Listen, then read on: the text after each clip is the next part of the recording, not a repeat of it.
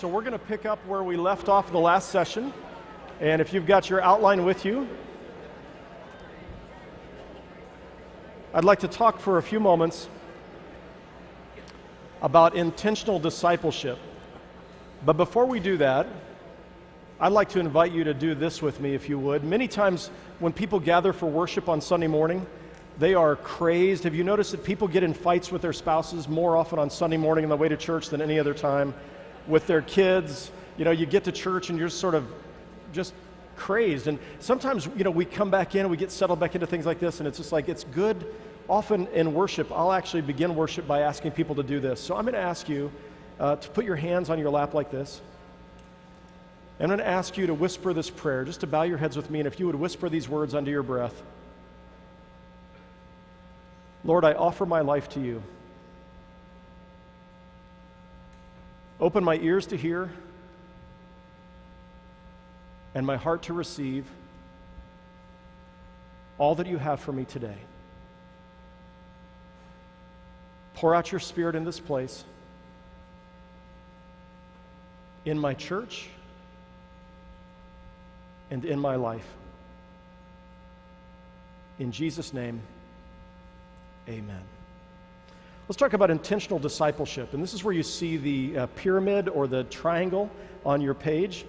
And I'd like to unpack this with you for just a moment. So again, we're on these 5 principles that translate into any setting. And so we just did innovate, improve, or die. Change, innovate, improve, or die. And so now I'd like for us to ponder together this idea of intentional discipleship. So when I think about the Christian life, part of what we have to be able to do is say, what is the point? Like, what is the goal? Where are you taking people to? And a lot of times Christians aren't really sure, what is the point of the Christian life? Now, you happen to be a part of a denomination that was really focused on the point of the Christian life when John Wesley was around. He called it sanctification. Sanctification. He also called it Christian perfection, or being perfected in love, right? And so I want to just draw this triangle for you, like the one you've got on your sheet. And we're going to talk about this for just a minute. So this is a way of visualizing the goal of the Christian life. And the goal of the Christian life, this would be the aim that we're trying to take people here, and I'm going to make a cross in case that's hard for you to see. So if you were to say, well, what is the point of the Christian life? What does it look like to become a deeply committed Christian? John Wesley used Jesus' 2 great commandments as the definition of entire sanctification. That is to love God with all your heart, soul, mind, and strength, and to love your neighbor as you love yourself. That would be the goal. Jesus said all the law and the prophets hinge on these 2 commandments. And so if that's what and then the rest of the New Testament tries to unpack that. So, Paul says things like, live a life worthy of the calling with which you've been called. Jesus goes on to say, do unto others as you'd have them do unto you, which he also says is the law and the prophets. But we've got this idea of becoming like Christ, of loving God wholly and completely, loving our neighbor as we love ourselves. Now, what you have to do is, if the mission of the United Methodist Church is to make disciples, then you should know what a disciple looks like so that you can develop strategies to make them, right? And so if GM is going to build a car, they better have a plan for what that thing should look like. If you're going to build a house, you have a set of blueprints to know what you're doing. So I'm going to suggest that in your congregation, you might want to spend time thinking about, what does a deeply committed Christian look like in our community? And how are we going to help people get there? Now, at Resurrection, we say that there are 3 components of this. We say this involves the head, the heart, and the hands.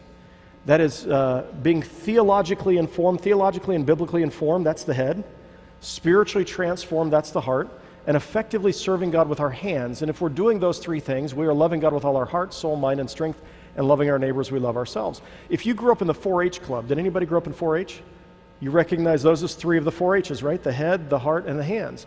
And so in our children's programs, every children's ministry that we're doing is aimed at trying to lead children to know, love, and serve God, to be theologically and biblically informed, spiritually transformed, and effectively serving God with their lives at the stage that a 5-year-old can do it, or a 3rd grader can do it, or an 8th grader can do it. Youth ministry, senior adult ministry, we all have these 3 components. We call it our journey: knowing, loving, and serving God. Knowing, loving, serving, right? The head, the heart, and the hands. In any case, as I look at congregations, an average congregation looks something like this. About 10% of our church members, 10%, are nearing sanctification. All right, they are the people in the congregation who have more spirituality in their little finger than you do. And you realize that. They never complain, they love God wholly, they love their neighbor, they sacrifice themselves. They're in worship not only every weekend, but they're giving of themselves, serving. They give more than 10% of their income away. They are evidencing the fruit of the Spirit all the time. Now there's the second category of folks in our congregations. The next 20% are people who are deeply committed to Christ in the church. But they'd be the first ones to tell you about the fruit of the Spirit that they don't manifest. I'm really impatient sometimes. I get really angry sometimes. I give 10%, but I really am not at a place where I would give more than that. I can't, but I think I should. But these are the people, these are many of your leaders. Like many of you in this room, these are people who are seriously committed. They're reading the scriptures almost every day. They're spending time in prayer. They're sharing their faith. They are avoiding all the evil that they can, doing all the good they can, and attending to the ordinances of God are the things that help them grow in love with God. So that's your 20%. Now, then you've got another 30% in the congregation who are folks who've said, I am a Christian. I gave my life to Jesus when I was in 8th grade or last year or sometime. I don't read my Bible every day, but I want to. That's a goal of mine. I don't tithe, but I'd like to. That's a goal of mine. I want to go, be involved in mission and serving other people, but I'm a little nervous about it right now, or I don't really have the time. And I evidence a few of the fruit of the Spirit, but not all of them. And I'm in church, most of the time, but not all the time. And so these are people who are committed, but they're not quite as committed as this 30%. Then you've got this 40% down here. And the 40% of the folks who say, of course I'm a Methodist. And you say, well, what does it mean to be a Methodist or a Christian? They say, well, I believe in God and I try to be a good person. And then when I talk to them, I say, so tell me your pastor's name. And they say, oh, shoot, what is my pastor's name again? Hold on, it'll take me a minute. I like the one that was there 10 years ago. I'm trying to remember the one that's there now. I go faithfully to church every Christmas and Easter. I'm there like clockwork at Christmas and Easter time. When they show up, they put a $10 bill in the offering plate because that's what a movie ticket costs, is about $10. And so that seems like it's appropriate when they're there. And these are folks who maybe haven't even personally made that commitment to trust in Christ as their Savior and Lord, or to seek to follow Him. So as you look at these, I want to mention just a couple of things. First of all, if anybody ever tells me that they're in this category, in the top, they automatically get dropped down 2 rungs by virtue of telling me. And we call this the law of spiritual relativity, and that is that the closer you get to Christ, the further away you perceive yourself to be. And the more you know Christ, the more aware you are of how little you actually know. And so when I meet people who have all the answers and they have everything figured out and they just tell me exactly how it is, usually that's a pretty good sign they're somewhere in the 30 or 40% range. Because the people who are up here, like my great Aunt Celia Bell, who's been a member of the Church of Christ her whole life and really a devoted woman who's 100 years old. And today she says, I just realized how big God is and how small I am. My 3 pounds of gray matter are not adequate to fully comprehend the God of the universe. And so I find that the more people grow in their faith, the more humble they are about that, the more grace they show towards people who have different views than their own views, and the more willing they are to admit, I could be wrong about this. And what's interesting is God doesn't promise us certainty. What God offers us is mystery. That is, if your God is so small that you can fully comprehend your God is way, way too small.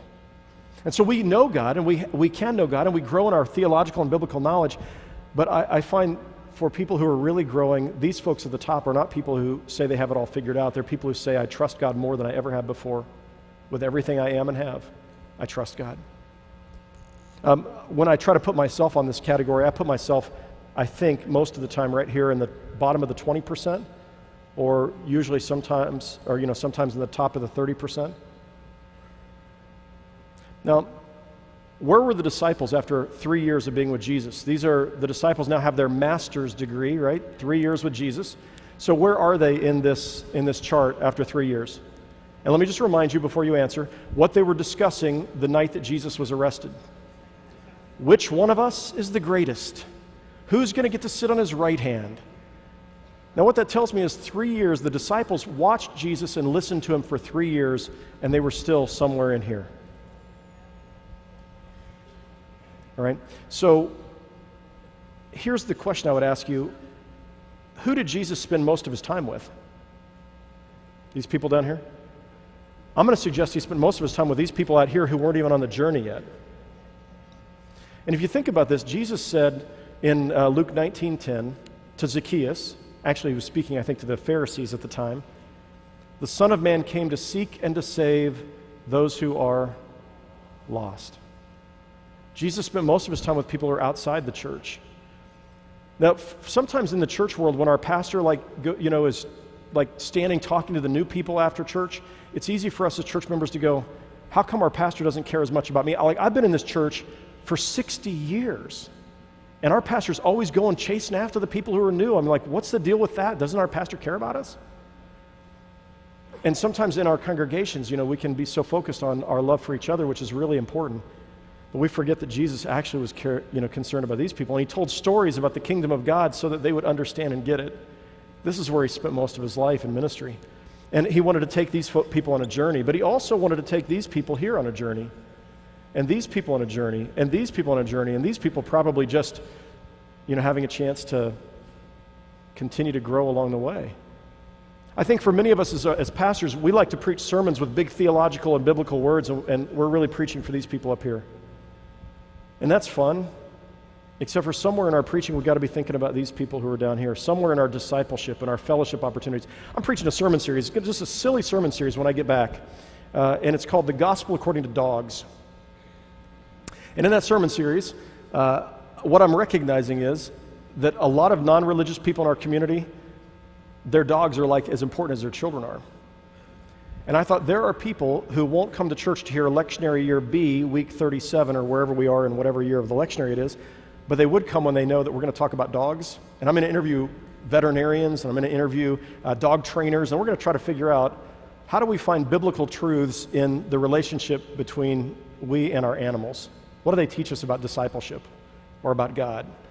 And that might sound kind of silly, and it is kind of silly. It's a summer fun sermon series. We're going to have pet adoptions the second week of the sermon series. We're going to give away dog biscuits. We're going to show clips from different dog movies, and we're going to get Rin Tin Tin and Lassie and Old Yeller out, and but somewhere in there, what I'm really trying to do is figure out how do I connect with these people out here, right?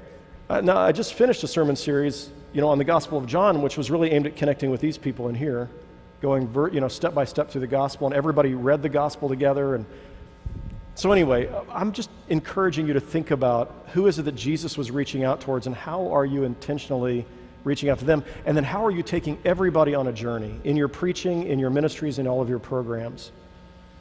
All right, so I want to pause there, and let me just go on to number 5. The last of these lessons is discernment by nausea.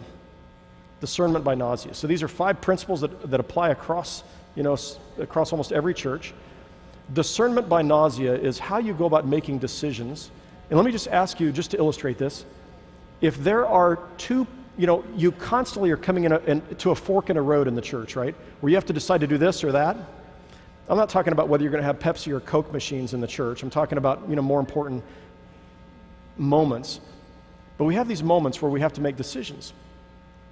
And in those moments, there's a path that seems pretty easy and safe, and it's not going to require too many volunteers, and it's not going to require us as pastors to do any more than we're currently doing, or maybe just a little bit more. And then there's this other path that's going to be hard and difficult, and we feel a little sick to our stomach when we think about it. Which of those 2 paths is the one that Jesus most often wants us to take? Right, the second one, right? Jesus said it this way, broad is the way, and wide is the path that leads to destruction, and many there be who find it. Narrow is the path, small is the gate that leads to life, and few there are who find it. Or Robert Frost said it this way, 2 roads diverged in a yellow wood, and I took the one less traveled by, and that has made all the difference. So I've seen this over and over again at Church of the Resurrection in what discernment by nausea looks like. And there's a couple of little additional pieces to this I think are important. One is something I learned when I took the Franklin Time Management course 20 years ago. Now, I don't do any of those things I was supposed to do that I learned in that class. I'm just a terrible time management person. But here was one thing they said that I think is really important. They were talking about business people. Successful business leaders do the things unsuccessful business leaders are unwilling to do. That just sounds so basic, doesn't it? Like all of this leadership stuff, it's all basic. Successful business leaders are willing to do the things an unsuccessful business leader is unwilling to do. Successful churches, however you define success, are willing to do the things unsuccessful churches are not willing to do. And successful pastors and leaders in the church are willing to do the things unsuccessful pastors and leaders are unwilling to do. Over and over again, there have been times where I think, I'm too tired, I don't see how I can do that, it just sounds too hard. And everything sounds harder when you're thinking about it than it actually is when you do it. Have you noticed that? Most things are not nearly as hard as they seem like they're going to be when you're pondering them. But here's an example I'd give. At Church of the Resurrection, we were meeting in the funeral home chapel, and we had outgrown the funeral home, and we had to move from one service to two. And I remember, our leaders saying, well, we can't move to 2 worship services. Then we won't know everybody's name anymore. And I said, well, last time I checked, the mission of our church wasn't to be the Christian version of Cheers, a place where everybody knows your name. We're called to build a Christian community where non-religious and nominally religious people are becoming deeply committed Christians. And if we've run out of space, then how can we keep doing that? So we got to find a better place to meet. Now, we weren't ready to build yet, and so I found 2 options for us. One was a Christian Missionary Alliance church nestled in a neighborhood 1 block off of the main street. And the church had closed and then resold to somebody else, and then they closed and they reopened. And the funeral home seated 150, but this church seated 200, and they had pews and a stained glass window and a pastor's office and a fellowship hall and a kitchen and bathrooms and a parking lot, and it was going to be like a real church. And if you're meeting in a mortuary and you're pushing the caskets down to the casket storage room on Saturday, the idea of having a real church sounds pretty awesome. The other option was on the main street, and it was an elementary school, and we would have to arrive at 6 in the morning to set up the banner system and the chairs, and then we couldn't use the classrooms, so we would use the pods outside the classrooms for our Sunday school and our nurseries, and then we would have to take it all back down again, so we'd be there from 6 in the morning until 2 in the afternoon every Sunday doing this. It seated 300 people. And most of the people in that community knew where that school was because their kids had gone to school there. And so I took our folks to these 2 buildings, and they said, Adam, there's not even a choice. Of course we want the building, we want the church building. I mean, that's, how could we not want the church building? And then I said, well, I pondered this for a while. That night I went to bed and I started feeling sick to my stomach. And I was feeling sick to my stomach thinking, which of those 2 buildings will best help us reach non-religious and nominally religious people, these people who are down here? Probably not the church nestled in a neighborhood that's already been through 2 other churches that closed after they worshiped there. Maybe it's going to be this school gym where we have to set up folding metal chairs, but reach the people who live in that community. So I went back to our leadership team and I said, guys, I'm feeling sick to my stomach about this, but I just got to tell you, I think we're asking the wrong question. We've been asking which is most comfortable for us. We have to ask the question, which will best help us reach the people that don't know Christ in this community? And they were like, why do you have to ask these questions? So we moved into the elementary school gym, and we increased by 50% in worship attendance almost overnight. And the church grew in that gym from 300 a Sunday up to 500 a Sunday in worship before we moved in our first building. But let me just ask this question. If we had acquired that 200-seat sanctuary, that 200-seat church nestled in the middle of the neighborhood, how big do you think Church of the Resurrection would be today? I think we would be, you would never have heard of us because we would be a church of 150 a Sunday in worship 26 years later. That was 1 fork in the road. And there's been 100 of those things that have happened since then. And we took the road that was more difficult, and that made all the difference. And in your local congregation, my hunch is many of your churches, how many of your churches are over 50 years old? Like most of them. My hunch is that in your church that's over 50 years old, there have been at least 100 of those forks in the road, and I'm guessing most of the time the local church chose the road that was safest, easiest, less risky, less difficult. And that makes all the difference. So I want to give you one more example of this, and then we're going to move on to preaching and worship. We were meeting in the Leawood Elementary School gym. We just moved in, and we were running about 200 a Sunday in worship, which sounds like a lot to some of your churches and not so much to other churches, but we were running 200 a Sunday in worship. And I would deliver coffee mugs. I'll tell you about this tomorrow morning, but I would deliver coffee mugs to every first-time visitor after church. I would have lunch with my wife and kids, then I'd go deliver. So I went to deliver the coffee mugs that day, and it snowed. It was snowing like crazy, and I remember it because there was about 10 inches of snow on the ground. I mean, it was just coming down, but I was determined to get those coffee mugs delivered. And I remember it because I wrecked my front axle on the way to deliver a coffee mug. I ran into I slid and ran into a gutter and, drove the car like this to the person's house and tried to shake it off a little bit and prayed, Lord, please use me to bless this family. And I showed up and I knocked on the door and I said, hey, Ann, I'm Adam, I know you were at church this morning. I'm so glad you came. I just wanted to give you this coffee mug and say thank you for worshiping with us today. We're really glad you came. We hope you come back again. And she said, oh, that's really nice of you to stop by, but I don't think you can be our church family. And I said, well, why couldn't we be your church family? And she said, well, come on in, I'll show you. And I took off my boots and I stepped inside the house. And she said, this is my son Matthew. Matthew she described him at the time as severely mentally retarded and severely multiply disabled. He was sitting in a chair and he was bobbing back and forth while he was watching Disney cartoons on the TV.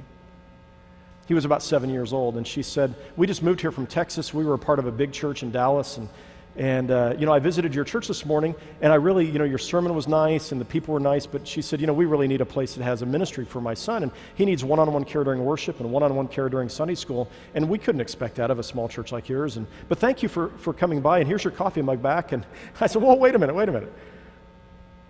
I said, Ann, let me just tell you that these are the kind of people who will do whatever it takes to be your church family.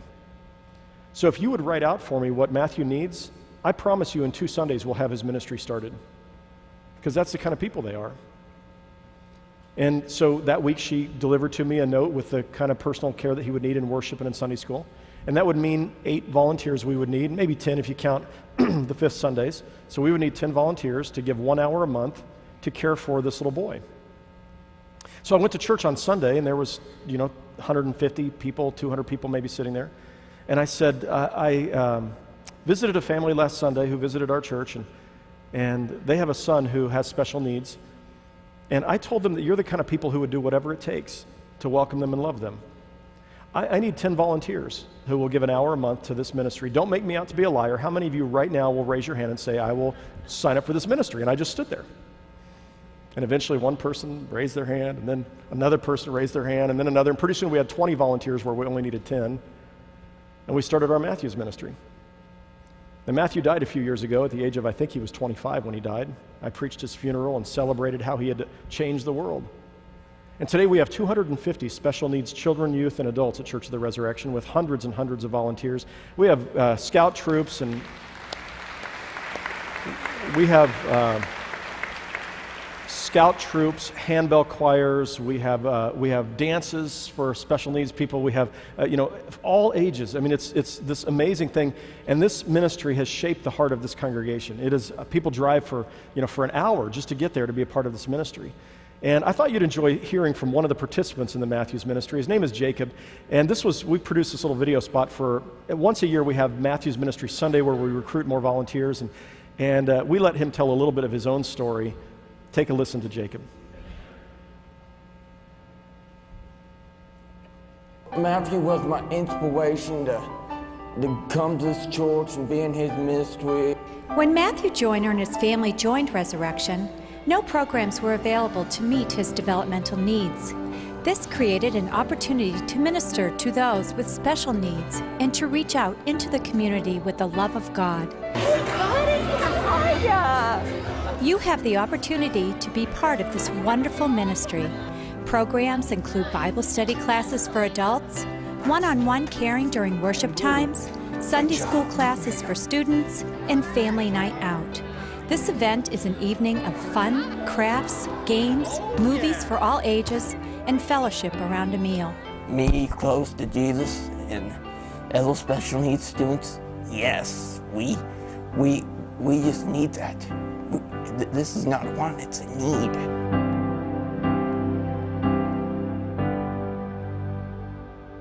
So this is a church meeting. This is a church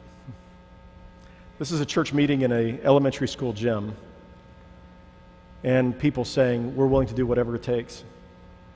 Now, I visited with Ann and with several other people with special needs children in those early years, and most of them told me they visited other churches, and all those churches told them, we just simply can't accommodate your needs. So I want to ask you this. Is your church the kind of church that's going to be willing to do whatever it takes to welcome and love people? If Ann had visited your church, would your answer be, I'm sorry, we can't accommodate? Or would you say, we'll find a way to be in ministry with your son and your family? And the churches that are vital and alive are the churches who say, we're willing to do whatever it takes. And they're willing to discern by nausea and to take the road less traveled by. All right, so I want to wrap up that leadership session. We'll come back to the piece on lay leadership in maybe the third session. But before I move into effective preaching and worship, somebody asked me today, how do you write all these books? So I've written 22, 23, 24 books, and I learned something from Jim Moore. And I don't know, Bishop, if you remember Jim Moore down in Houston, but he was pastor of a large church, St. Luke's in Houston years ago. And I went up to him and I said, how do you write these books and pastor a big church? This is like 20 years ago. And he said, well, I plan a couple of the sermon series every year. I think this could become a book. And I write each chapter or each manuscript in my sermon series as though it was going to become a chapter in the book. I take footnotes, I keep all my research, and then in my case, I spend 20 hours working on every sermon. Not everybody can do that. And in fact, a lot of these sermons resources that I provide, these books that I provided, I give them to you and say, if any of this is helpful as a starting point, I already did the research on this, so please use it. Now, I would say this, if you're going to use any of the sermons, the chapters are basically my sermon manuscripts with some added material to them. You're welcome to use any of them. You can listen to my sermons online, and if there's anything that's helpful, please use them. One thing you might want to do is to be able to say, hey, some of these ideas I took from Pastor Adam, not for my sake because I don't care, but I get calls once in a while from lay people saying, I listened to your sermons online, and my pastor just preached it as though it was his sermon, but he's not married to LaVon, and I'm still trying to figure out, in any case, but you're welcome to use these ideas. Anyhow, one of the things I'm excited about, I have EO has a table out there, and Bishop Bickerton, I think you've done some of these EO trips maybe before. So they asked me, usually I just do trips for our church family, but they asked me, would you consider leading a cruise on the journeys of Paul? And taking people to Turkey, to Ephesus, to Athens and Corinth, and to Italy, to Rome, where Paul died. And I thought, well, yeah, I might do that. So next year I'm going to be doing that. If any of you are interested, you pastors can organize these things and you get to minister to your group. I just give 4 lectures on the cruise ship. But I wanted you to see the book so I had this idea 2 years ago. I'm going to go to retrace the journeys of Paul. I want to see these places. I want to meet with archaeologists. I'm going to turn that into a sermon series, and then I'm going to turn it into a book and a small group study. And we did all of these things kind of at the same time. And I want you to see the promo for it, and most of the places you'll see in the promo are the places that we will take you in the cruise. It is this book, The Call, the life and message of the Apostle Paul. Here's the promo. Take a look.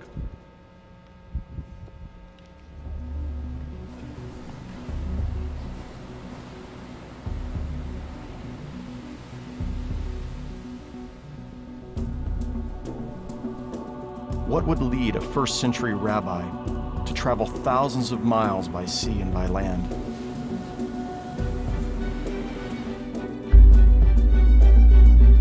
To be beaten, imprisoned, and ultimately beheaded for his faith. It was a call. A call from God. A call to follow Jesus Christ. A call to turn the world upside down. This is the story of the Apostle Paul, a man second only to Jesus in his impact and influence on the Christian faith, whose writings continue to shape the lives of 1/3 of the world's population, and whose witness defines what it means to be a follower of Jesus Christ.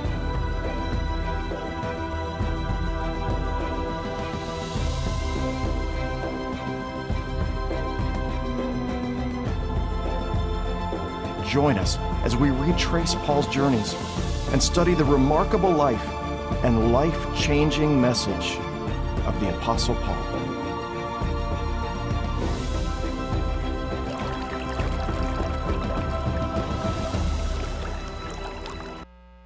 So when we did the sermon series for that series, we also asked the entire congregation to read through the stories of Paul in the book of Acts. And so together we read the second half of the book of Acts. Actually, even a little bit more than that. Paul's story starts in Acts 7, and then again in 9, and then finally picks up in earnest in 11. But anyhow, and then had a chance to take them and show them these various places. These are the kinds of things that we do as a congregation when it comes to preaching. So if you're interested, stop by the EO table. I'd love to see some of you join us, and you pastors join us as a part of that tour in 2017. So let me move to worship and preaching. So the day was when people would go to church because that's what you did. You went to church, you went to a Methodist church because you were Methodist, but you know already that those days are gone, right? I mean, that's true for people over 75. But for younger people, first of all, they're not sure they're going to go to church. They're not sure if they believe in God. They're not sure they're going to go to church. But they're also not sure that they need to go to a Methodist church. And so when they're going to show up, they're going to make a decision around going to church in the same way you make a decision about whether you'll go back to a restaurant. So you go try a restaurant. And I love how, who was it who wrote Soul Food Cafe? Lynn Sweet. So anyway, Lynn Sweet, I love how he talked about the church as a soul food cafe. And so if you think about it, if you go to eat dinner somewhere, it's a new restaurant, or you've never been there, maybe you've heard about it from someone else, somebody says you really ought to try Joe's Barbecue down the street. So you show up at Joe's Barbecue, you think, I'm willing to give it a try. And you show up there, and you stand at the door, and nobody comes to seat you for like the longest time, right? The ushers are not there to usher you to your table. And finally, they get around to seating you. And then when you sit down, nobody comes to take your order right away. And then when they do come, they don't seem very excited about the food. But you do finally manage to place your order. And then you get your food to your table, and you find a hair in your barbecue. Now, are you going back? Probably not. Okay, so let's say you don't find a hair in their barbecue, but you taste it, and it's just kind of average. It's sort of warmed over, average barbecue. Are you going back? No. I mean, it's got to be something really special for you to say, wow, that was so good. Of all the choices of restaurants I could go to, I'm going to go back to that one. Now, if you live in a small town and there's only one restaurant, well, you don't have much competition. But anymore, most of us have some kind of competition, right? And sometimes that competition is doing nothing, and sometimes that competition is online, and sometimes it's the church down the street. So part of what we've got to ask is, are our servers effective and friendly, right? Our ushers. Is the food warmed over that we're offering, or is it really delicious and carefully prepared? And to prepare a nice meal, you're gonna have to go grocery shopping. You're gonna think about the menu, and then you're gonna spend some time making it just right, and then you want to serve it in a nice way, right? All of these things go into what happens in worship.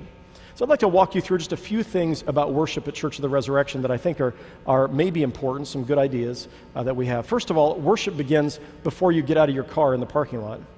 So we'll talk more about this tomorrow, but where people are parked, can they figure out where the front door is? Many of our churches were built in phases, and you don't know where the front door is. You want to have signage that takes people to the front door. Ideally, you want to have somebody out in the parking lot who's greeting people, and somebody friendly, and if they're a little bit of an introvert, make them drink a six-pack of Mountain Dew and a handful of M&Ms before they go out in the parking lot, but you want people who are going to greet.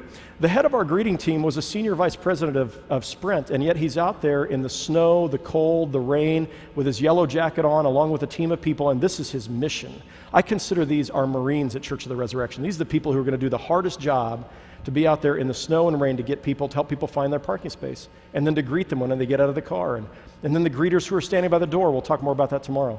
As they come in for worship, we're anticipating that there are new people who are going to be there every Sunday. So let me just share with you how this would work. First of all, before worship even begins, when I have time, because we have 5 services and they're often back to back to back, but I will go up to the kneeler off to the side, the chancel railing, and I'm going to kneel. Now, all they can see is my backside. I don't draw attention to it. I'm just quietly going off to the side while they're all chatting with each other. But they see out of the corner of their eye, their pastor kneels to pray. And my prayer is always something like this: Lord, please bless these people and draw them to you. Help me to disappear that they might see and hear from you. Pour out your Spirit upon them and upon me. And help me to worship you even as I lead them in worship. In your holy name, amen. Now, they don't hear that prayer. It helps me get my head on straight before I start worshiping and leading in worship. What they see is their pastor prayed before the whole thing began. There's some symbolism, and you carry yourself and you're setting a tone by these things. So the service begins like this. So this is 10:45 Sunday morning at Church of the Resurrection Leawood, okay? So bear with me, or just join me. Good morning. Welcome to the United Methodist Church of the Resurrection. My name is Adam Hamilton. I'm the senior pastor here, and we are so glad that you came to worship today. Thank you so much for being here. And as we prepare to begin the service of worship, I want you to know that if your hearts are open, you'll experience God's presence in some way in the service. And I believe you'll hear a word that's just for you. Some part of the service is going to speak to you, whether it's the music or the sermon or the scripture. And I believe that you'll leave here changed, inspired, equipped, encouraged to go out and live your faith differently in the world. That's what we've come to do today. We've come to honor God and to worship God and to say thank you to God and to open ourselves up to God's work in our lives. I want you to notice what I've just done. First of all, in the greeting time, I tried to raise the energy in the room. Good morning, right? I'm going to give it all I got. And again, if I need to take an extra Mountain Dew to do that, I'm going to do it. But I'm going to be high energy. High energy. Then I introduce myself. My name is Adam Hamilton. Why did I introduce myself? I mean, don't most of the people know who I am? Of course they do. Most of the people do. But the first-time visitor doesn't. You ever get a phone call from somebody and they just start blabbing away and they don't introduce themselves? Do you like that feeling? I hate that feeling. Like, I'm sorry, I'm at a disadvantage. I don't know who you are. Would you just stop first, say, hi, this is Adam, and I needed to talk to you about something. And then I'm okay. But so introducing myself does two things. It says to our members, I'm expecting that you're inviting friends. And it says to the first-time visitors, hey, we were expecting you. Thanks for coming. Then I set the expectations for what could happen. I just say to them, this is what could happen in this service if your heart is open to it. And then somewhere along the way, I always have them stand and greet. Now, what you never want to do is you never want to say, would the first-time visitors please stand? And then make them stand and go take a microphone and put it in their face and say, tell us who you are and where you came from. The number one fear of Americans is what? Public speaking. So here's what we're going to do to our first-time guests. We're going to make them stand in public and put a microphone in front of their face. And I mean, who wants to come back for that? So instead, we say, I'd like all of you to stand. And so I do this half the time. I'll say, would you just introduce yourself to somebody you didn't come to church with, and find out how long they've been coming to the church, and you share with them how long you've been coming. That's a pretty innocuous question, right? But it allows somebody to know, oh, here's somebody who's here for the very first time. Hey, I'm so glad you came today. Thanks for coming. Right, so you begin, by setting the expectations. Somewhere in there, we're also going to make sure that we explain what we're doing. Like, this is why we're doing this. And that may have to do with hymns. So, like, when it comes to singing, first of all, I love both contemporary and traditional forms of worship. They're both important. Charles Wesley was the single most prolific writer of contemporary Christian music in the 18th century. And so, today we've got to be able to say, hey, we need to figure out how are we going to embrace new forms of worship. We're currently working on a project at Resurrection to rearrange the hymns in the hymnal to make them same basic tune structure, but to connect with younger generations a little bit better. But anyway, we get to the hymns and we say, as we stand together, we're going to sing, and what I don't do is I don't say, we're going to sing hymn number 137, verses 1, 3, and 5. That's just announcing a hymn. Now, sometimes I may say something like this. We're about to sing this amazing song, but you might not know exactly what it means when you get to the second verse. When we come to the second verse, it says, here I raise my Ebenezer. What in the heck is an Ebenezer? Right? If we're asking people to sing songs that they don't understand, then they're doing what Jesus said not to do, quoting Isaiah, these people worship me with their lips, but their hearts are far from me. So we might say, this hymn that we're about to sing is 200 years old, but when you get to the second verse, it says, here I raise my Ebenezer. And Ebenezer was a stone of help. And what the hymn writer was saying was, as I'm singing this hymn, I'm going to remember a time when you helped me in the past, oh God. And I'm going to praise you for that. Or we might change the words, or we might drop the second verse, though I hate to do that. Or we might focus on the third verse. When you get to the third verse, you're going to sing, prone to wander, Lord, I feel it, prone to leave the God I love. Here's my heart, oh, take and seal it for thy courts above. Which of us has not had a heart that's wandered from God in the last week? Let's sing this with all that's within us.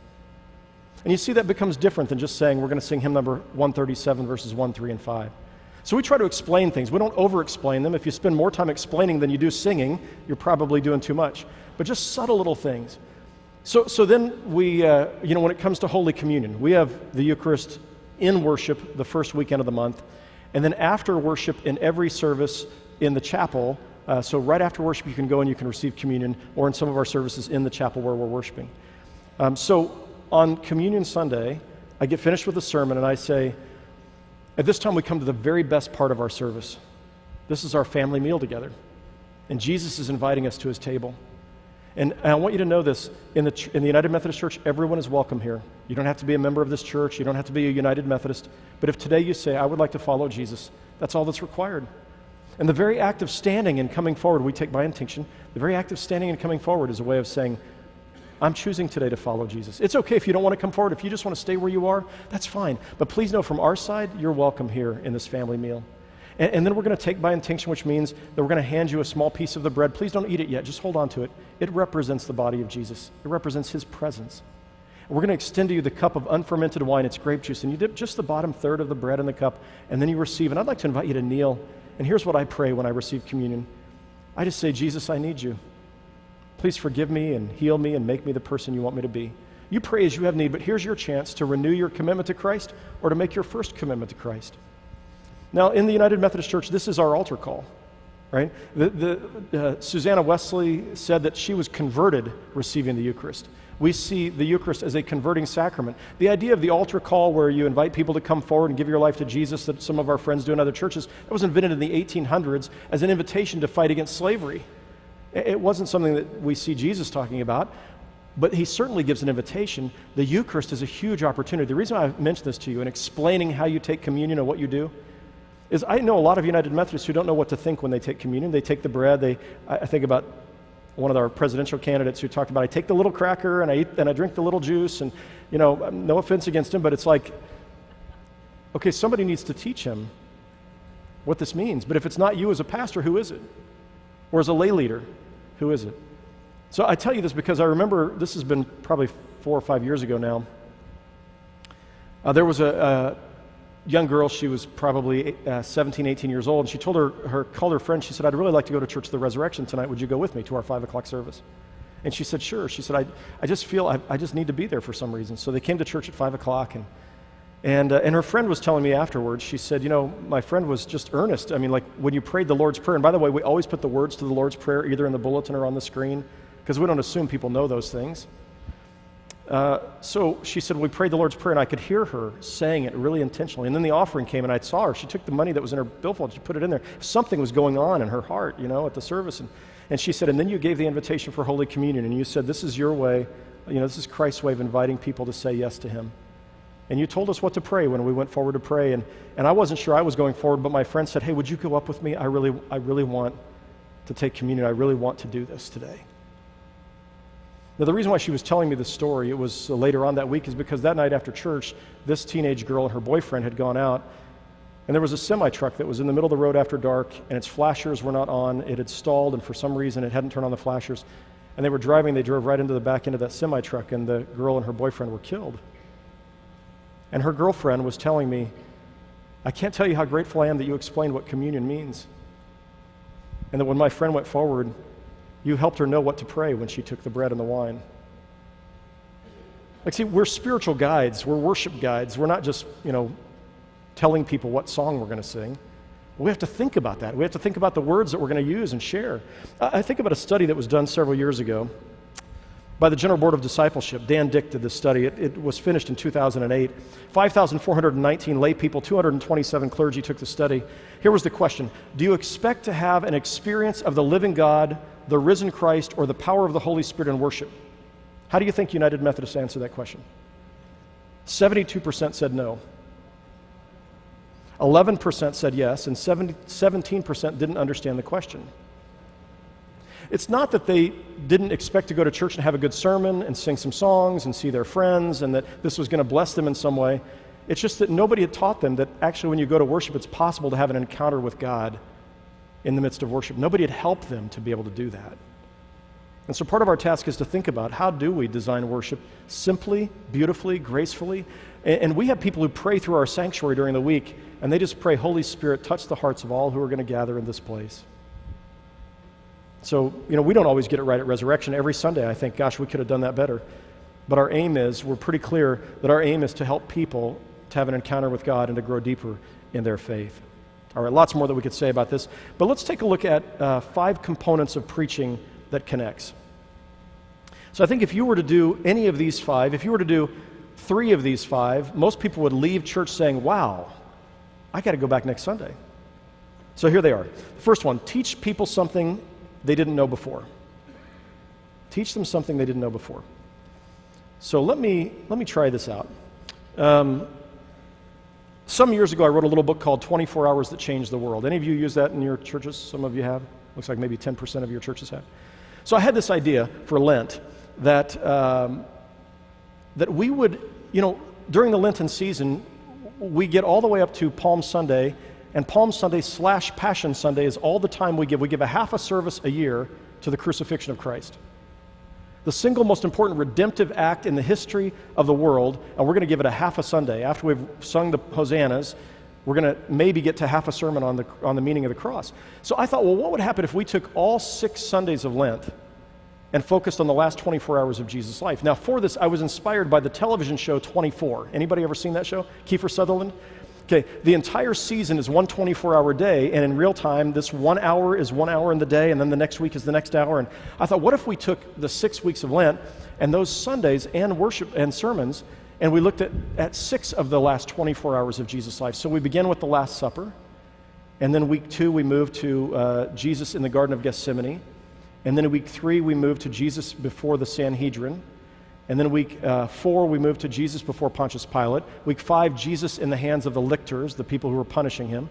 Week 6 was Jesus on the cross. And then what would happen if each of those weeks we talked about the various ways of understanding the meaning of the cross? By the way, when it comes to making sense of Jesus' death on the cross, do you know a lot of people scratch their heads and go, I don't really get that?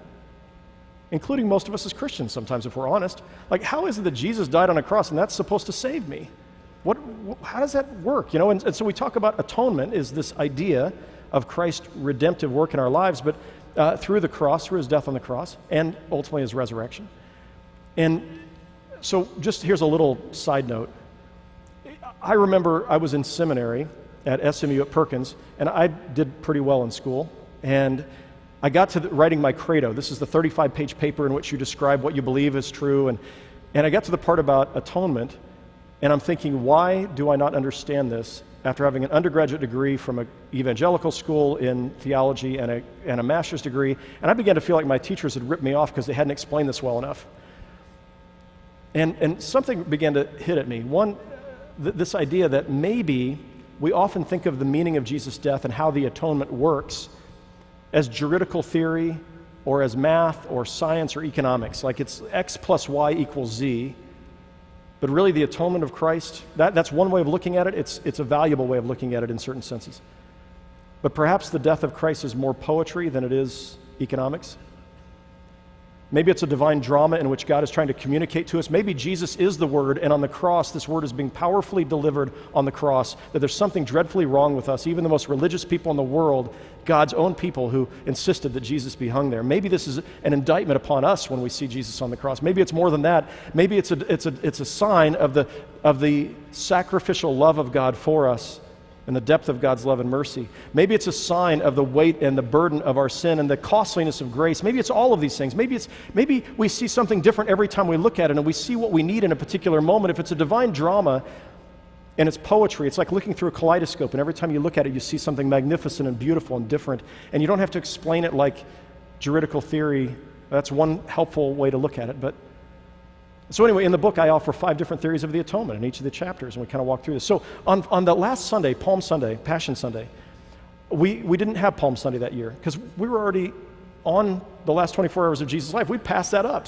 And by the way, it's possible to be Christian and not observe Palm Sunday 1 year. You can do it. And so on that Sunday, I was studying Roman crucifixion methods. I'd never really studied this in seminary. I mean, I knew a little bit about it. In my mind, I pictured Jesus way up there on a cross. And I knew exactly how it looked because I'd seen it in all the pictures, how Jesus was crucified. But I began studying Roman crucifixion methods, and I found it didn't actually work that way. It was different. So one of the things I found was a photograph of a heel bone from a man named Johannan. It was discovered in a bone box in 1968 in Jerusalem. Would you bring up that heel bone? Okay, so this is the heel bone. This is the only bone ever discovered that still had the nail in it from a crucifixion.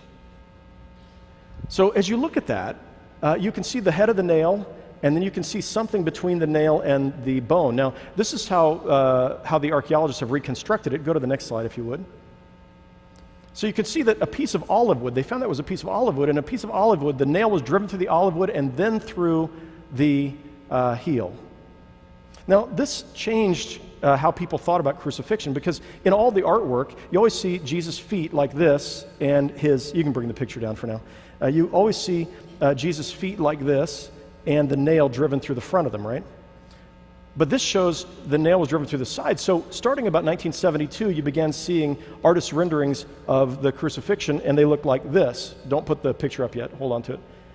And so the thought was that Jesus' heels were both nailed through, and one long nail pierced both heels. And have you seen this picture like this before?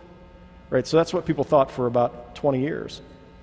And then the archaeologist who found that piece of bone went back and studied the length of the nail, and he realized it was not long enough to pierce 2 heels and keep them affixed to the cross.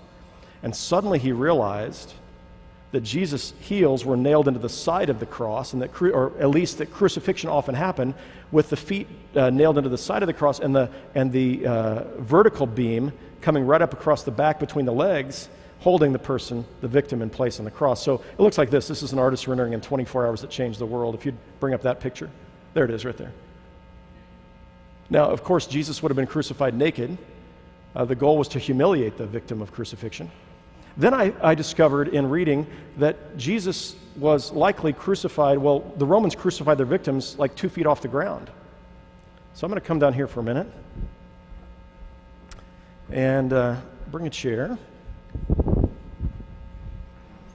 So I picture Jesus like way up somewhere, but the crucifixion actually took place. Would you stand up? What's your name? Debbie? Deborah. Come on over here, Deborah. All right. So here we go. Okay, stay right there. Okay. So step back just a little bit. There we go. This was the proximity of Jesus to his mother when he's crucified. Oh, that's terrible. She could reach out and touch his chest. This is the proximity of Jesus to those who were hurling insults at him and those who were gambling for his clothing, was like this. Does that change how you see the crucifixion? Now, that's just one tiny little piece of information, and you don't always have something quite so dramatic as that. Deborah, thank you very much. But the point is to be able to look and study. And so for me, I maybe maps. I often have maps out, timelines, photographs that I find online, information that people would not have known otherwise. And you know what? How many people went home from church that day and you think told their friends about the sermon? Almost everybody. So in any case, that then led up to Easter. We've done this sermon series twice at Resurrection. We did it the first time. I wrote a book about it. 5 years later, we did it the second time, and it's been impactful both times. Here's the video promo that Abingdon put together, and any of you are welcome to use if you choose to do the sermon series, whether you buy the book or not. Take a look at the promo.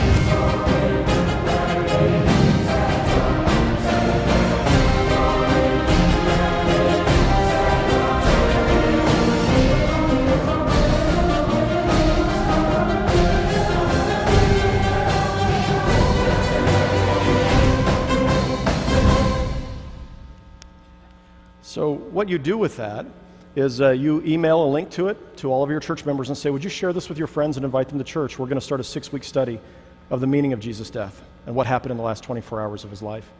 And then they retweet it. They put it on Twitter, put it on Facebook, put it on Instagram, put it out there for people to see. You show that in worship the week before you begin, and I promise you there are people who are going to say, I really want to come back and understand more of what happened to Jesus in the last 24 hours of his life. And it actually, the postscript is the 7th chapter, which is on Easter. And so it makes a perfect 40-day study during the season of Lent. Deborah, this is for you. This is 24 Hours That Changed the World. I just want to thank you for helping me out here and for sitting in the front row. All right. By the way, you know, at church, if you give things to people in the front row, they won't sit in the back row anymore. They start learning, sit in the front row. Okay, so quickly, a couple other things I want to share with you. Number 2 is inspire them. Touch their hearts in some way during worship. People are longing to be inspired. And so if you think about, you know, the coach of the Penguins, somewhere during that game, that coach is trying to inspire them. And I promise you before the game, is it tonight, the next game? Okay, well, whenever that is, that coach is going to be doing a lot of motivating and inspiring, right? And so part of what we recognize is we're inspired, and what is it that inspires people when we gather for worship? Part of it is our passion. Part of it is our depth of commitment. Like, people were inspired when Jesus hung on a cross. Like, he really believed this stuff. Right? Part of it is the way we live our lives outside of the pulpit inspires them. Part of it is the stories that we tell. And so often our inspiration comes in the form of stories. And when I think about this, I think about, you know, sometimes you can find these wonderful little video clips. By the way, how many of you have video in worship right now? How many of you don't? Okay, the vast majority, probably half maybe. So the video is important in a 21st century world. A picture is worth 1,000 words to a younger generation of people. And so here's a clue. Now, I told you I was going to give you 5 concrete ideas that you could use. If you want to have video in worship, you could start really simple by getting a big screen TV on a rollout cabinet that you can bring out. And so that's not that expensive. But here's a way to get it for free. Just before Sunday, did you say Sunday was the Penguins game? So maybe you send out a note to your congregation if you have an email list and say, gentlemen, Jesus needs a big screen TV. If you're looking for an excuse to get your wife to let you go buy a brand new big screen TV at Best Buy, donate yours to the church today. And you know what? Your guys in your church are going to get like 6 offers of big screen TVs for free. And they're going to go out and buy the newest, coolest big screen TV they got, and it was all because Jesus needed it just in time for the Penguins game on Sunday. In any case, however you get your big screen TV, to be able to use video is an important tool. So sometimes the videos we find are things we find online. We create a lot of them ourselves, but sometimes they're things we find online. This one was for a greeting card company that wasn't Hallmark. I don't remember, it was maybe Carlton. But we showed this on Mother's Day last year, and this is the kind of thing that just touches people's hearts. Take a look. This is the Skype interview.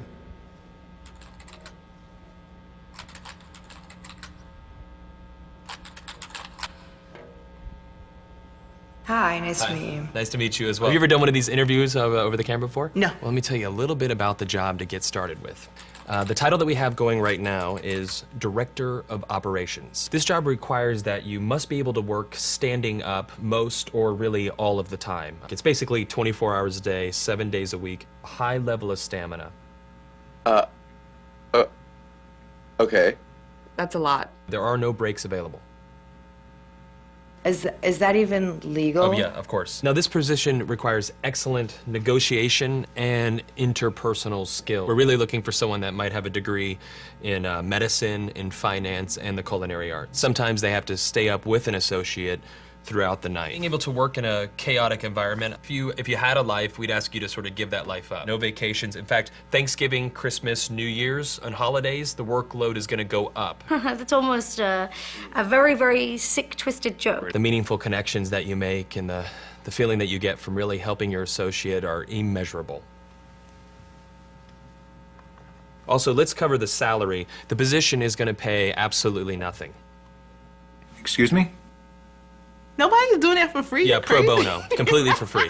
No! What if I told you there's someone that actually currently holds this position right now? Billions of people, actually. Who? Moms. Moms. That's awesome. Moms are the best. Thank you so much for everything you do. I love you very much. You've been there through thick and thin.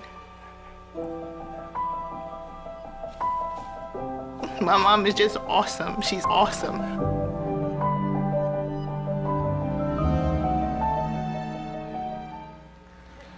So my point in showing that is we talk about speaking to their intellect, but then we talk about speaking to their heart, right? And these are the kinds of tools that we use to be able to do that, to help people get it. And you know, you can preach, anybody could preach after showing that video about our ministry to our parents, what it means to honor your mom, or how you forgive, or how hard the job is, or whatever it might be. Anyway, touch their hearts. I have lots of other examples I'd love to give. I don't have time for that. But let's go to number 3. Number 3 is a call to action. It's a so what. It's asking people to do something in response to the message. I travel around, and sometimes I hear sermons that are, you know, pretty good sermons, and I get to the end of the message, and it's like, okay, what did you want me to do about this? And they never told me. They never asked anything of me. Now, I used to sell women's shoes when I was in college, in high school and college. It's actually a pretty good gig because women like to buy shoes, and I worked in a high-end department store. But here's what I learned. If you just let a woman try on 7 pairs of shoes and then you don't ask for the sale, she's going to walk. So what you have to do is say, which of these pair of shoes can I bag up for you? Like this one was awesome. It looked beautiful on your foot. Or this one, I know you said was really comfortable. Or this one might work really well for what you were wanting to, but which one would you like? And would you like a handbag to go with it? You got to ask for the sale. And when I get to the end of a sermon and nobody's asked for the sale, I feel like something was missing. Like I'm left to try to figure out what to do with it. And that sounds okay, except for most people aren't going to make the connection because now once they leave church, they're thinking about their roast beef at home. So what I do is I try to make sure in every sermon there is a so what. Here's the invitation. Here's the ask. Now, if I don't know what else it might be, if I don't feel like something really touched my heart, I'm looking at the news. Is there anything in the news that might be the so what? Is there something in the bulletin that is the announcement for the week? I would rather preach the announcement than to give it at the end of the service. So it may be, hey, do you know today we're doing our signups for our blood drive, and one way to respond to today's message would be to give 30 minutes of your time to give the gift of life, 1 pint of blood that could save another human being. Jesus gave his life for you. Could you give 1 pint of blood to help save another person's life? I mean, anything like that, but somehow to have an invitation at the end of the message, an invitation to give your life to Christ, an invitation to say yes, to follow him, an invitation to do something specific in response to the message. Now, you caught this, didn't you? This is the head, learn something new you didn't know before. This is the heart, inspiring them. This is the hands, doing something in response to the message. And if somebody got 2 of those 3 in a sermon, they're going to go home saying, you know what, I really got something out of church today. Now, we move beyond that, and we come to the last 2. One of those is relevant to daily life. And this is where we have metaphors. So Jesus taught in parables, and he always used everyday kind of parables as a way of teaching things about the kingdom of God. So I'm going to give you a quick illustration. I did a series of sermons probably years ago called Lessons from the Farm. So many of Jesus' parables are from agriculture, but so many of the people in my church didn't grow up on the farm. And so I thought, well, maybe we could do something with the farm and a way of illustrating Jesus' parable. So I decided in spring I was going to do this, and I planted a garden. This is for a sermon series in the fall. So you got to be thinking in advance what you're going to do. But I planted a garden, then I filmed it. It took a little video with my phone when the weeds started coming up and all of the bugs that tried to get it. And I just kept thinking, there's somewhere in here these things illustrate the kingdom. I interviewed a farmer as he was planting, a professional farmer. In any case, we then got into these spiritual discipleship lessons. And again, these are sermons that connect with people who are outside the church, but also inside the church. So I got to one week and I said, next Sunday, I'm going to be preaching on the power of manure. I hope you plan to come and bring your friends. This will be a sermon that will relate to everybody because, in life, manure happens. And so, everybody's left going like, our pastor's preaching on manure next Sunday? And I said, before we're done, I'm going to give you your personal manure management plan. Now, that's a real thing, a manure management plan, an MMP. If you are a rancher, if you have either any kind of livestock, you have to figure out what do we do with all the manure. We had 2 horses. Did you know that a horse produces 50 pounds of manure a day? We had 2 horses. That's 100 pounds of manure a day. That's 18 tons of manure a year. So what do you do with that?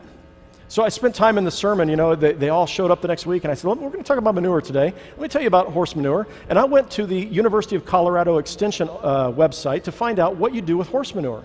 And here's what I learned. Some people take their horse manure, and I said, now you all are understanding what we're talking about here, right? We're not really talking about manure. We're talking about the stuff that happens in life that's hard and difficult and painful. So some people take their manure and they just pile it up in a big pile. They don't do anything with it. And after a while, it begins to pretty much stink up the place. Some people have actually tried burning manure. And so I knew a guy, a friend of mine had horses, and he doused his manure pile with kerosene. Now see, burning the manure pile with kerosene is using chemicals in order to deal with the pain in your life. Are you following me here? And he lit it on fire, and there was this nasty black smoke that just permeated the entire neighborhood for days. Now, I have another friend who buried his manure. He would take a bobcat, and he would dig a hole in the ground, and he would bury the manure in the hole in the ground. And the only problem with burying your manure is that you bury your manure just under the surface, and if you scratch up the surface at some point, you find the same old manure is still there just underneath the surface. You never really dealt with it, right? So what do you do with your manure? Well, you compost it, right? If you compost your manure, what does it become?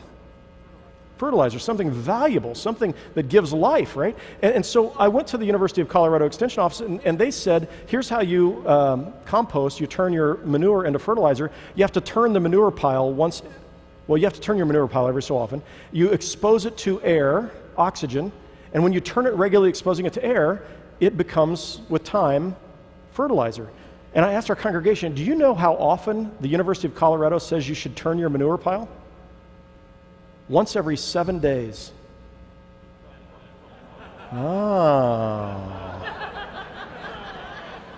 I said, do you know what you're doing when you come to worship every Sunday? You're bringing your manure pile and you're exposing it to the fresh wind of the Holy Spirit. And then we turn to the scripture text. In Isaiah, he gives us beauty for ashes and joy for mourning and a heart of praise for a spirit of heaviness, that we might become oaks of righteousness, the planting of the Lord, that God might be glorified. We got to the end of the sermon, so we then unpacked how the Spirit does do this work in our lives and what the scripture text actually means for us. We got to the end of the sermon in the benediction. I have a 1964 John Deere 3020 tractor, and I had a 1958 manure spreader. And I said, now I just want you to see what it looks like when you finally get this idea. Do you guys have that clip back there, the manure spreader? So here I am on my tractor, spreading my manure in my field. And I said, when you finally understand what God can do with the manure and you expose it to the fresh wind of the Holy Spirit, your prayer becomes, let it fly, Lord, let it fly. In any case, this is, maybe a kind of silly thing, but I'll tell you, 8 years later, people still talk about that sermon. Because you took a practical, everyday kind of thing and you help people see a spiritual lesson from it, which is exactly the genius of Jesus in his parables. All right, so the last thing is really the first thing, and that is it needs to be biblical. People are not just coming to hear what the most interesting thing is you thought about that last week, but instead, how do the scriptures, the testimony of God's people through the ages, how do they speak to us today? How does God speak through these words into our lives? Because people come saying, is there a word from God for me today? All right, a couple of basic sermon types I want to mention to you. These are two different ways of approaching preaching. And I'll tell you, as a layperson, this also works in Sunday school. As a youth director, it works in youth group. But one way of approaching preaching is to start with the Bible. And if you went to seminary in the last 40 years and you're a real Christian, you start with a lectionary.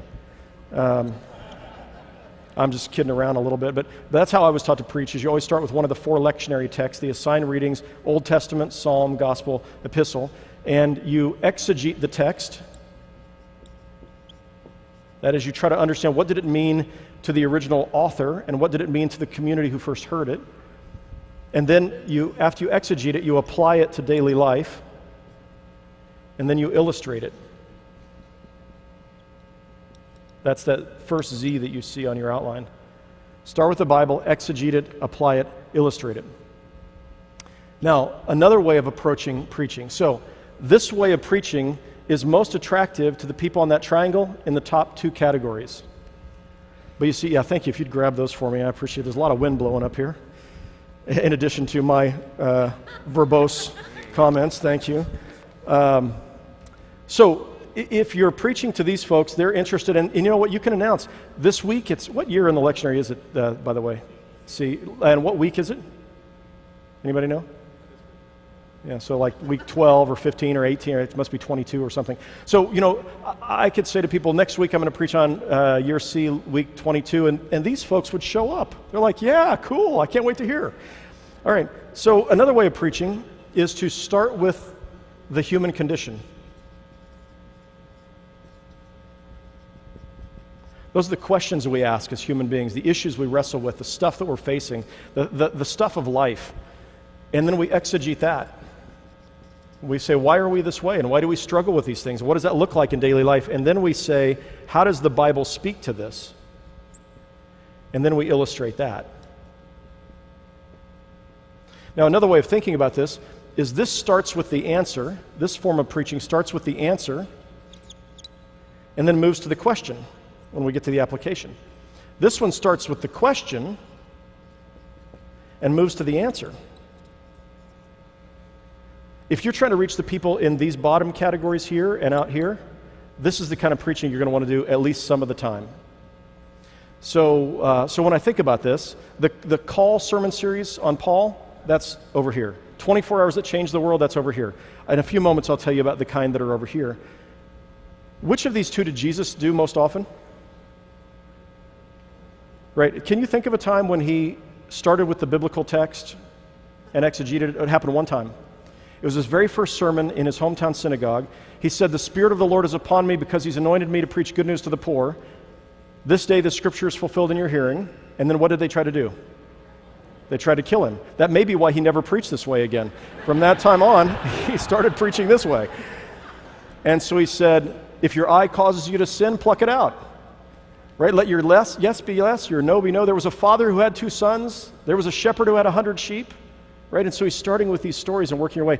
Every other sermon series I preach starts with the text and starts with the answer, moves to the question. Every other sermon series I preach, like the dog series that I'm about to do, is going to start here and is going to work its way down to how does the Bible speak that. Which of these 2 are biblical preaching? They both are, right? I've known some of my Southern Baptist friends who said, well, I preach, biblical preaching. I do go verse by verse through the Bible. Listen, if you're going to, I don't remember the numbers, but something like 16,000 verses in the Bible, and you're going to preach for 40 years, 52 weeks a year, that's 2,000 verses. You're only going to get 1/8 of the way through the Bible if you're preaching verse by verse through the entire Bible. Somewhere along the way, we're looking at big picture and we're equipping people to be able to continue to study on their own. But anyway, these are 2 different ways of preaching. So that leads me to do this. Stop. All right. So that leads me to give you a few ideas for what sermons look like at Resurrection. And there are 5 types of sermons that we preach at Resurrection. And here I'm going to give you a year's worth of sermon series ideas really quickly. The first are what we call fishing expeditions. Jesus said, come and follow me and I'll make you fishers of people. So here we ask the question, when are the unaffiliated fish most likely to be in the pond of our sanctuary? And there's 2 times every year, right? When are those? Christmas and Easter. So we ask, well, what sermon series might we announce on Christmas Eve candlelight service that would cause people to say, we have to go back for that? And so I want to give you an example of what one of those would be like. And these sermon series always start with the question and move to the answer. So some years ago, one of my members came to me and he said, my son, John, just got back from the war in Iraq, and he's really turned off to Christianity. Would you meet with him?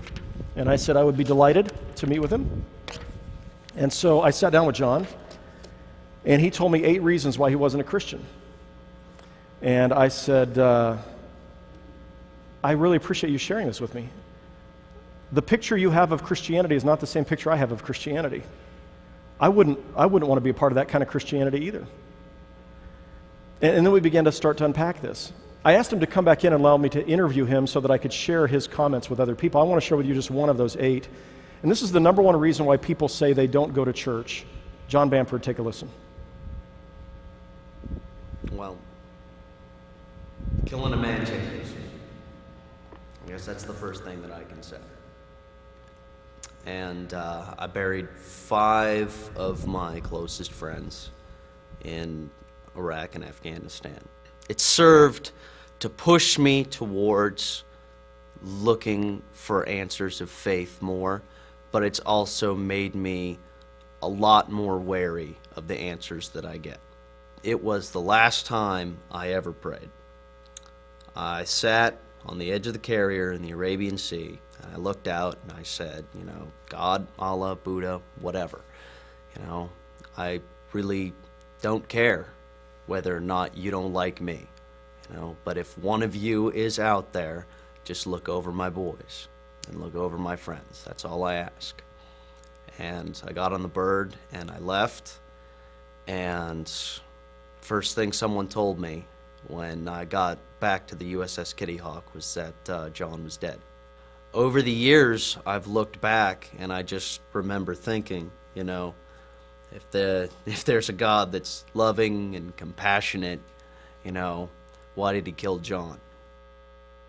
So this starts with what he's heard from other Christians about what God is like.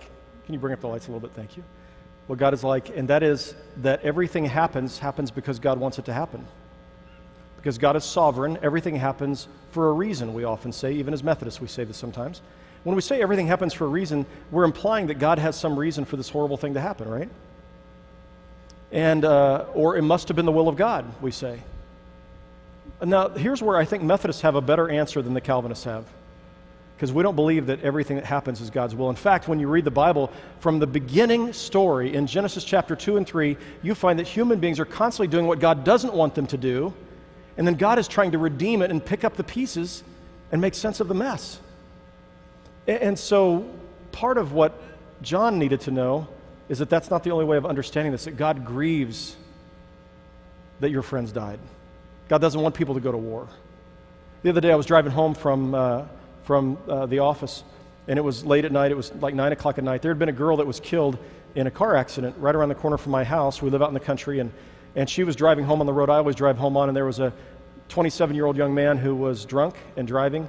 He'd been arrested 3 times for this before. He had a breathalyzer that he disabled in his car and was driving his truck down the road, didn't see the stop sign, and plowed right through it and broadsided her and killed her right there. She was a 26-year-old school teacher. So knowing this story just happened, I noticed that there was a group of girls, 24, 25-year-old girls, 26-year-old girls who were standing there on that corner out in the country, no street lights, nothing. And there was a hill of crosses that were there, and I stopped. I actually drove past, and then I felt this nudge inside saying, go back and talk to them. So I turned around and I pulled off. I said, hey, I'm a pastor. Don't worry, I'm not here to bother you or anything. I was afraid they might think I was some kind of creep who was coming up. And, well, I'm a little bit of a creep, but I said, I heard about your friend. Tell me about it. And we started having this conversation right there on the street, and one of them said, she was so religious. She was a school teacher. She worked with special needs kids. She loved Jesus. I just don't understand why God decided now he needed her in heaven. And I said, I don't think it works that way. I think this young man who was an alcoholic disabled his breathalyzer, got drunk, and drove not thinking of the consequences. I don't think God put him up to that. I don't think it was God's will that this girl die, your friend die right now. But I do believe this, in the moment that she died, God welcomed her and took her in his arms and loved her, and that she's safe in his arms. And that God wants to bring something good from this, and he's probably going to use you to bring something good from it. And it's funny, just that one simple little 60-second conversation, and all 3 of the girls are nodding their heads saying, yes, you know what, I think that's right too. But they needed somebody to help with that. Anyway, the sermon series that we prepared was a sermon series called Why. Why don't you go ahead and run that promo? We showed this at Easter one year, inviting people to worship.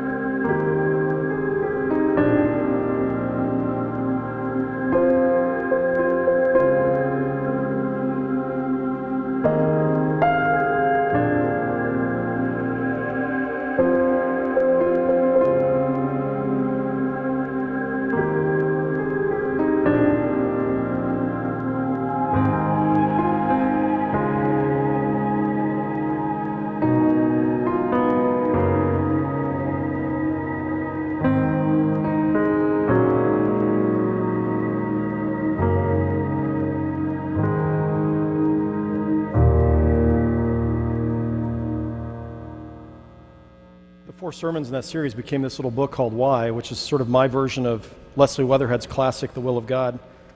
And the questions are, why do the innocent suffer?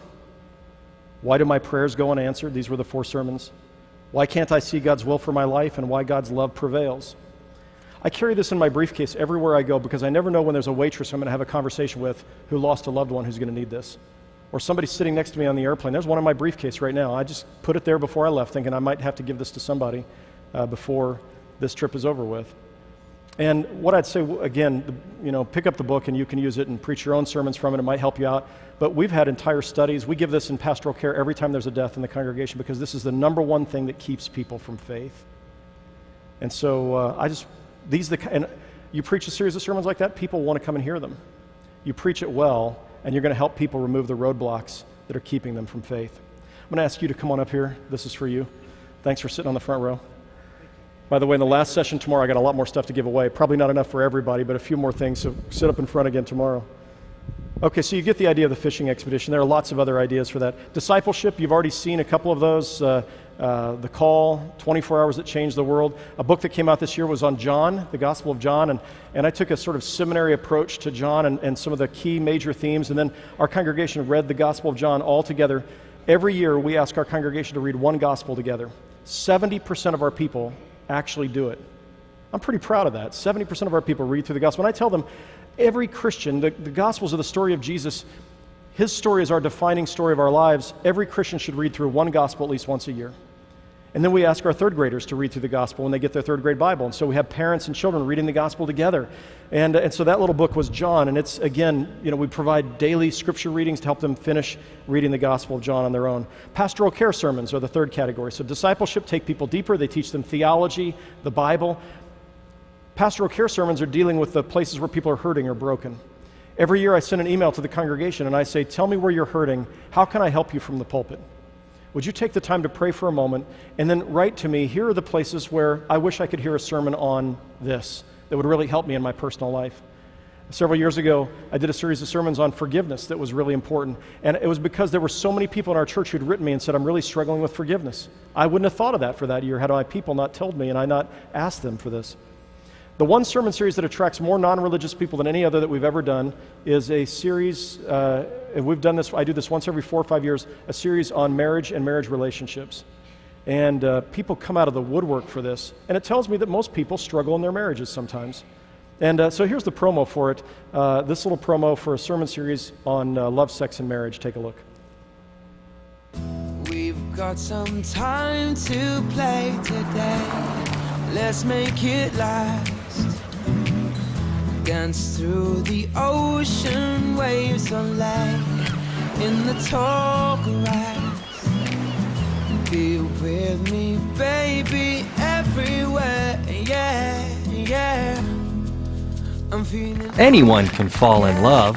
oh my. Staying in love, Everything is better when you're by my that's a little trickier.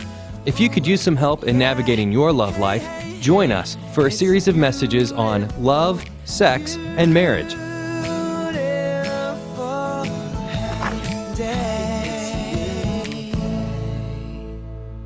So we had this on social media. It went viral. We had so many people show up. We did a survey using SurveyMonkey. I don't know if you know about that tool or not, but if you don't, you should find out about it. SurveyMonkey.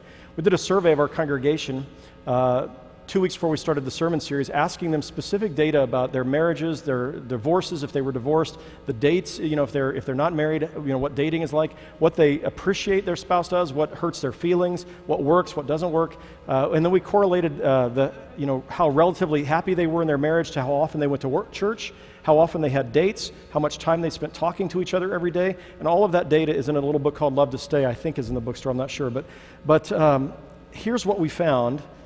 We found that people walked away from that sermon series saying, and every one of those sermons were really focused on Scripture and how that speaks into our lives. Started with the question and moved to the answer. I had hundreds of people were like, we were ready to call it quits in our marriage. And that sermon series literally saved our marriage. It helped us to be able to keep going. There's so much I wish I had time to tell you on that, but let me mention the last couple categories. Number 4, we're going to come back to, but that's equipping the saints. Is equipping people to do the work of the ministry. Number 5 is sermons to strengthen the church. These are vision casting sermons or sermons on stewardship sometimes, or sermons that are focused on issues in your particular church. You don't want to preach on that a lot, but you do want to preach on it sometimes, and that happens there. So let me mention just a couple of little tools that we give to people, and then I want to come back to those last 2 video clips and the equipping sermons. So we try to give people sometimes things that will allow them to take the sermon with them after they leave. Last year for stewardship, 2 years ago for stewardship, I was teaching them about the parable of the sower. And I got an idea from one of our pastors, Scott Krostick, at our downtown campus for this. But, the parable of the sower says that if you have good soil, you produce a harvest, some 30, some 60, some 100-fold. And then if you go to John, you find that the harvest that God is looking for is our acts of love and selflessness, Christian witness, justice, all of these things. So I said to our congregation one Sunday as I was preaching on this, I believe that you are a 100-fold kind of group of Christians. Not just 30 or 60-fold. I think you could actually produce 100-fold. So let's just say in the course of a year, there's going to be 100 acts of sacrificial love, service to the community, justice, or bearing witness to your faith in the course of a year. Do you think you could do that once every 3 days? Some act of kindness that you wouldn't have ordinarily done. How many of you think you could do that? And almost everybody raised their hands. That's okay. I want to give you something to try to remember this. This is a little coin. It says the sower, Matthew 13, the parable of the sower. 100 acts of kindness, encouragement, and witness on the other side.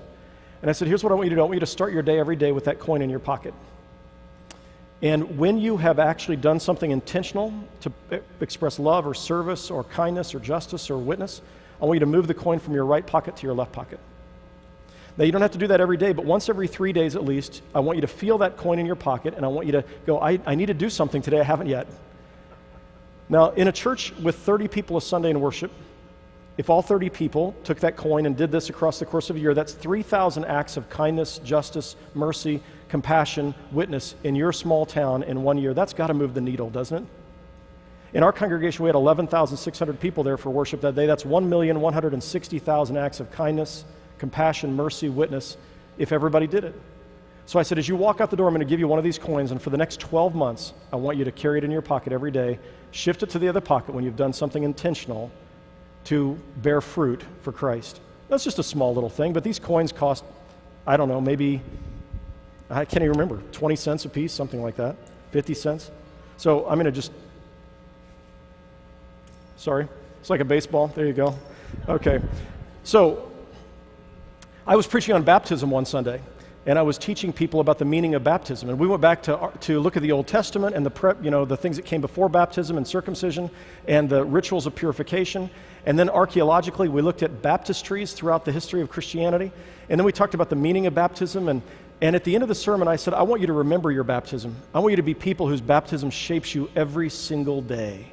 So I'm going to give you something as you walk out the door of the church. I'm going to give you a shower tag that I want you to hang in the shower with a prayer that I want you to pray every morning when you get in the shower to remember your baptism.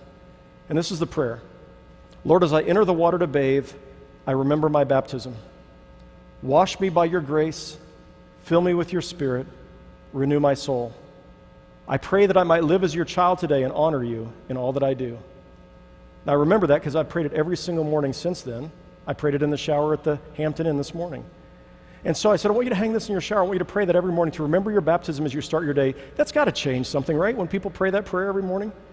And so 8 years later, 7 years later, people still have these hanging in their showers. I mean, every time I say it now, they all have it memorized. We give it to every high school graduate as they're preparing to go off to college and say, hang this in your dorm room shower and don't forget who you are when you go off to college. I'm going to try to get it ways out. I can't, sorry. There you go. Okay, so here's where we're going to end. I know I'm almost out of time. I got 2 minutes. I'm going to take 4. Is that okay? 5, actually. Okay, so, and then I'm going to be signing books in the Coke Spirit, and I hope you'll stop by and see me. I'd love to see you there. So, the equipping sermons. Some years ago, I did the sermon series that I had this idea, what if we took a story from the evening news, and each week we preached on that story from the evening news. I believe that we should be able to do Christian ethics and look at the evening news and see a call on our lives, like where the world is not yet like it's supposed to be in that gap. So we asked the local news stations if any of them would like to partner with us, and several of them did, and so we partnered with the leading news station in Kansas City, the ABC affiliate KMBC 9. This promo we showed on Easter Sunday, and the fella in it is the Walter Cronkite of Kansas City, the longest tenured anchor in Kansas City, the most trusted name in news. Take a listen, KMBC 9 news promo. Hello, I'm Larry Moore of KMBC 9 News. You may be accustomed to seeing my colleagues and me at 5, 6, and 10 in your living room, but in just a couple of weeks, we'll be joining you every weekend at church, too. For the first time ever, KMBC and Church of the Resurrection are teaming up for an extraordinary new sermon series, The Gospel and the Stories Making News Today.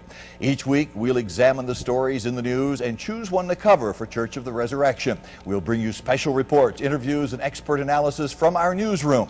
Then, Reverend Adam Hamilton explains the story from a Christian perspective.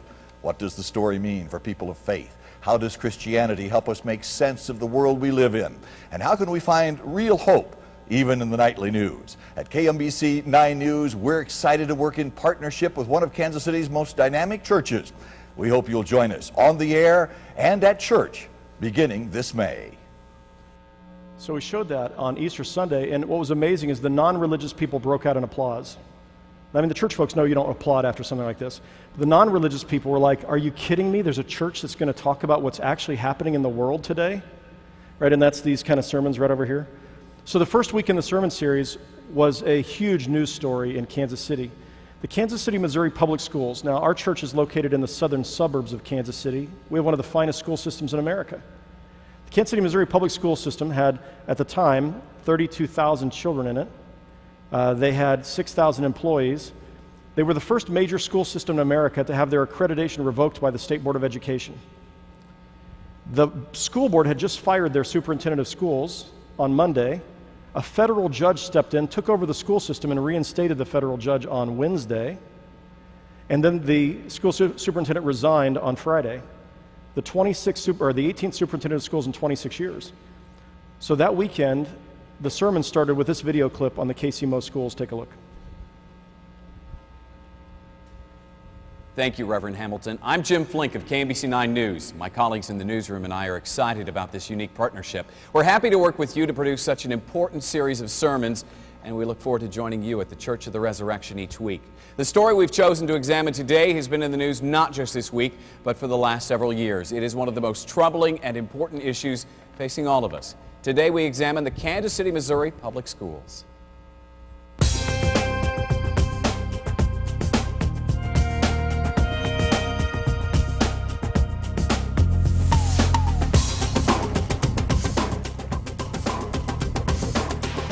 I did not estimate largely enough how difficult it would be to foster change. We've been dealing with this school board issue and all that, and taking over Kansas City School District for years now. I'm distressed just in the fact that the inconsistency continues, and we need to really provide some consistency for our children. It kind of does bother us because we don't know exactly where we're at with the superintendent, and we don't know how stable our school is. Americans, we expect much of our country, but we give very little. We don't give a sufficient amount of our time and our intelligence, our education. Schools are the most vital thing in this country because it predicts our future. So the video clip stopped as the sermon began, and you could hear a pin drop in the congregation, and people were very, very uncomfortable. Because we live in the suburbs, and we have a great school system. And I think many people say, thank God that's not us. And so I began with this question. Look, I recognize this makes us uncomfortable. Do you think God cares about those 32,000 children in that school system? Or the 6,000 teachers and administrators? And if God doesn't care about that, what does God care about? And I said, your forebears as Methodists cared about this. Do you know who started the Kansas City, Missouri public schools? It was a Methodist missionary in the basement of Westport Methodist Church who believed that every kid ought to have a chance to have an education, whether they could pay for it or not.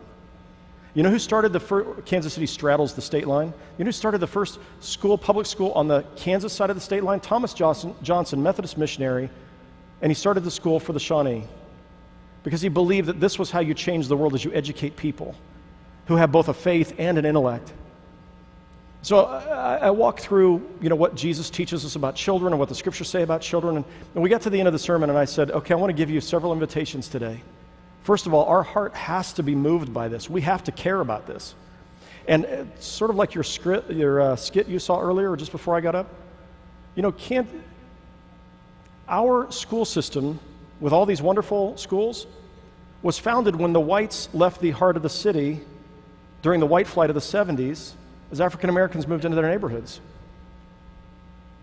So even though we weren't here when it happened, we are the recipients of that. And I said the people who couldn't afford to escape stayed.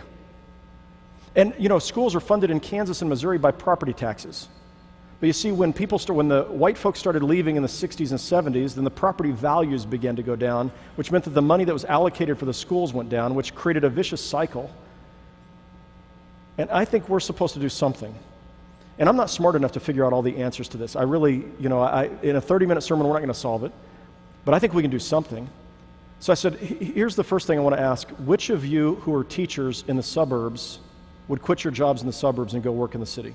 Because there are people lined up for your jobs, but they're not lined up for the jobs in the urban core.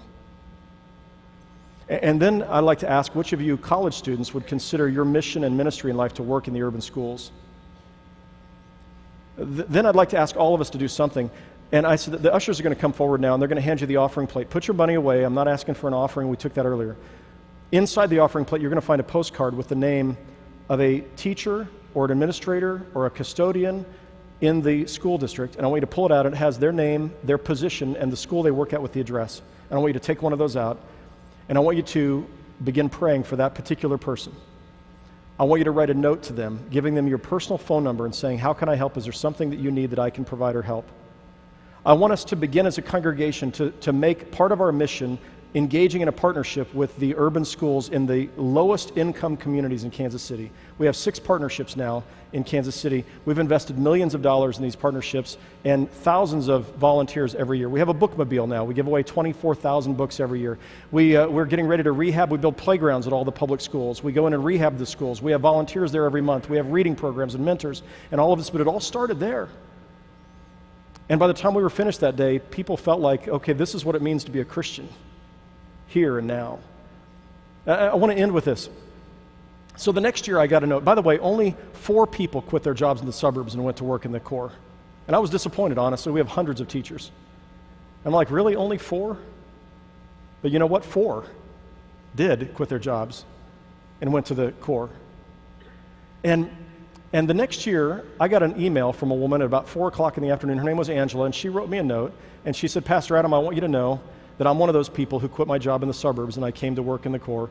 And she said, yesterday, one of my children in the class, I think she was teaching 3rd graders, went home from school, and this little girl found that her mother had been shot to death. And the family had nothing else to do with her today, nowhere else to take her, and so they brought her to class this morning. And all day long, she's been holding onto my skirt and won't let me go. And I held her at my desk in my arms as I was trying to teach.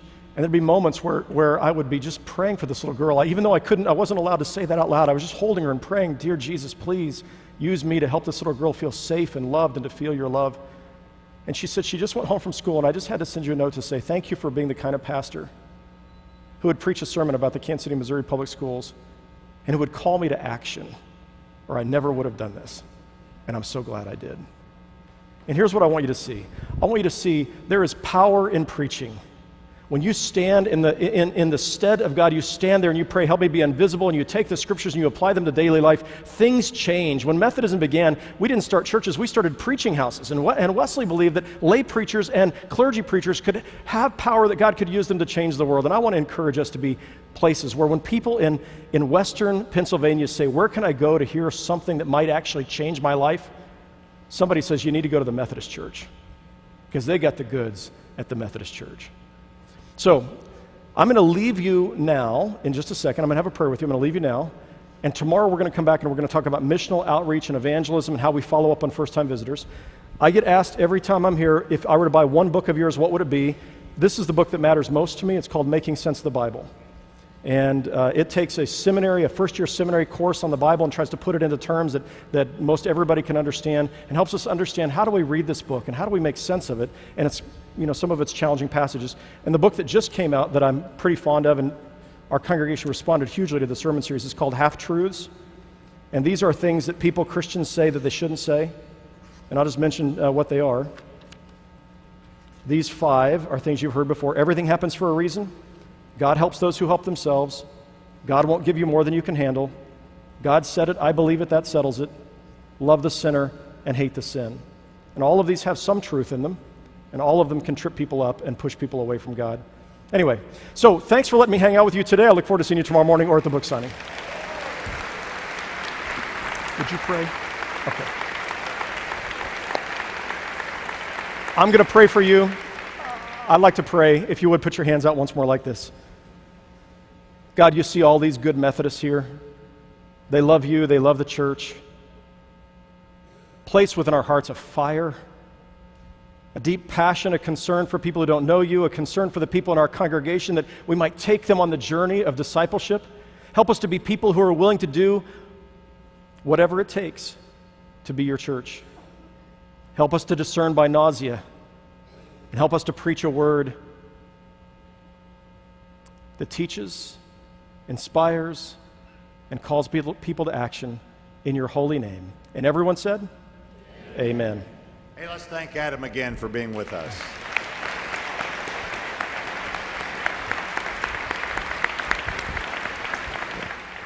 So here's the deal. I get back from lunch, and my dad comes up to me and says, you won't believe the amount of people that have asked me to sign your book. So here's the story. If the line for Adam is too long, my dad will be signing any of Adam's books from 7 o'clock to 9:30 tonight. We'll get some ink on one of those books one way or the other. Now, we've had a good day. Let's have a restful time of renewal around our meal and give God thanks for the opportunity to be nourished. And I look forward to seeing you back here promptly at 7 o'clock for our evening